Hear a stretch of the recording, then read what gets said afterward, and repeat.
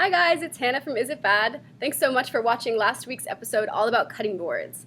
If you didn't catch it, we were investigating if one material of cutting board, wood, plastic, bamboo, composite, is able to get cleaner than others, because some people say because wood is porous that it's not quite as safe as a plastic board because it can harbor bacteria. But we did all sorts of tests on this and found that any material board can get clean as long as you use hot, soapy water to wash it. That said, that doesn't mean we like any material cutting board. We actually really don't like glass or marble cutting boards. They're so hard that they'll dull your knife like immediately. I have right here, this is a glass cutting board, and we have it specifically to dull knives. I tested knife sharpeners, and I bought a bunch of brand new super sharp knives, dulled them on this thing in like 5 to 7 strokes. Like 1, 2, 3, 4, 5, that's it. The knife's edge was totally ruined. So avoid these. They often have like flowers or decals or bar boards. They're more decorative. We do not think they're good for general kitchen prep because they'll just kill your knives. But otherwise, cleanliness-wise, it doesn't really matter what material your cutting board is as long as you use hot, soapy water to clean it. All right, you guys had some great questions in the comments that I want to talk a little bit about. I will start off. Let's see. Stray Iggy TV said, I've heard you should use 2 separate cutting boards when preparing a meal, one for fruit and veg and one for meat. Is this true, or does it only matter if you're serving the fruit and veg raw? So you wouldn't want to cut raw meat on a cutting board and then cut other things on a cutting board. You definitely want to wash your cutting board with hot soapy water after cutting raw meat on it.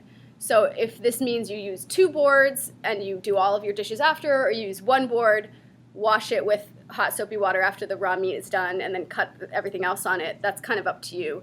But as long as you use hot soapy water, there's no reason that you can't cut vegetables on a board that had meat on it before it was washed. It's not like the bacteria stays in there and becomes problematic.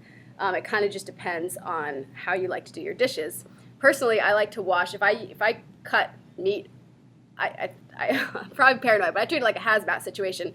I wash the dish I use. I make sure I wash out the sink afterwards, because then once you start adding stuff when there was raw meat to the sink and you don't know what's contaminated and what isn't, I'd rather just cut the raw meat first, clean up everything related to it, and get on with cutting other things where I don't have to be so careful about what has touched what.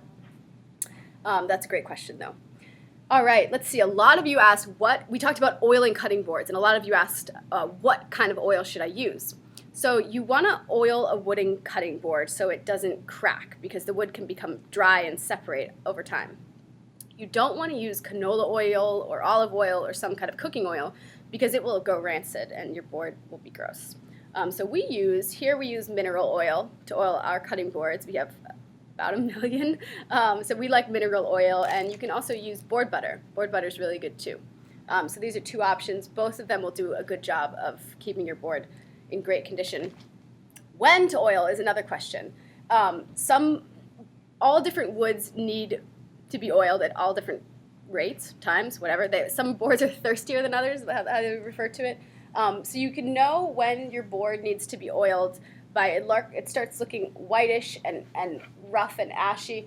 I'm worried this won't read really, but you can see this board here is white and rough, and it starts to look dry. It looks like dry skin, honestly. So whenever you see that is a good time to oil your board. All right. Country Fan 523 asked, do knife marks in cutting boards harbor bacteria? At what point should you replace a board?